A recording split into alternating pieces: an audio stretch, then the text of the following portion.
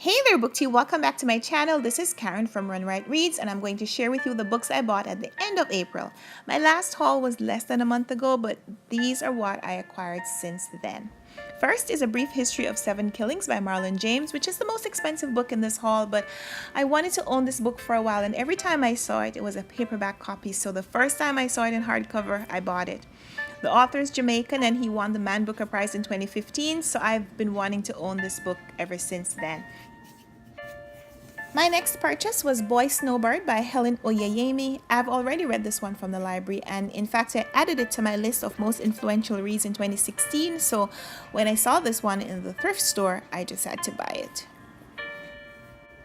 Ghost Said a Watchman is the book that they say Harper Lee never meant to publish, and for that reason I'd initially said I wouldn't read it, but Miss Lee passed away and this is part of her legacy, so I thought it was time to lift the ban. One of the funniest books I've ever read was Me Talk Pretty One Day by David Sedaris. So when I saw his new essay collection, Let's Explore Diabetes with Owls, I had to buy it. I bought and read Seth Godin's Linchpin in April. This was his advice on how to become valuable to the organizations you're a part of.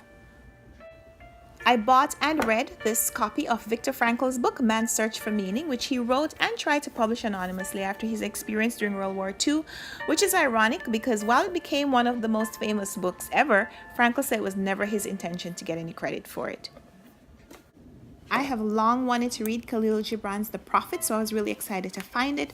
This is the book that Gibran considered his masterpiece, and it is illustrated with 12 of the author's own drawings.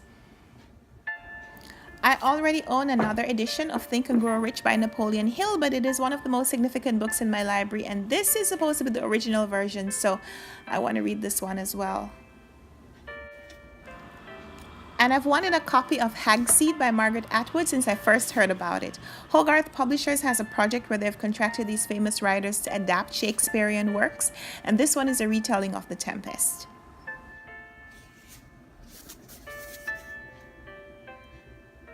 I read a library copy of The Girl on the Train by Paula Hawkins when it was first published, but I'm rereading it with a friend before we watched the movie, so I bought my own copy.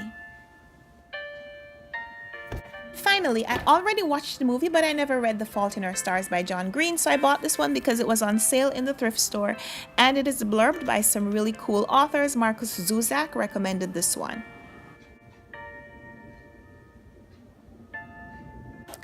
So that's it. Those are the 11 books that I bought in the last part of April. I've been doing a challenge to encourage myself to not just buy pretty books, but to read them too.